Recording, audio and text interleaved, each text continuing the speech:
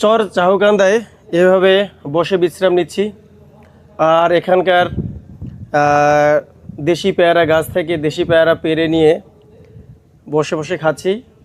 আর প্রকৃতি থেকে বিশুদ্ধ বাতাস, এজন্যই বিশুদ্ধ।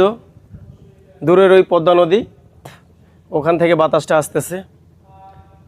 আর আমি বর্তমানে যেখানে বসে আছি এটা হচ্ছে চর ঝাউকান্দা মুজিব কেল্লা, অর্থাৎ একটা আশ্রয় কেন্দ্র।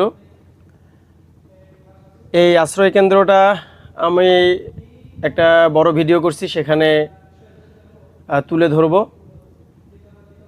তো এখানে আসলে এখন বসে আছি বিশ্রাম নেওয়ার জন্যই। অনেক ক্লান্ত হয়েছি। এখানে ছায়া পাইলাম, বসার জায়গা পাইলাম, আর বিশুদ্ধ বাতাস।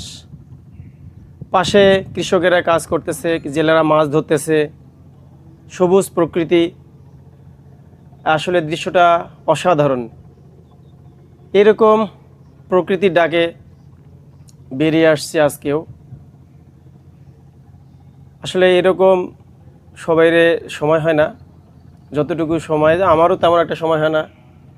আমি সময় করে নিয়ে বের হয়েছি।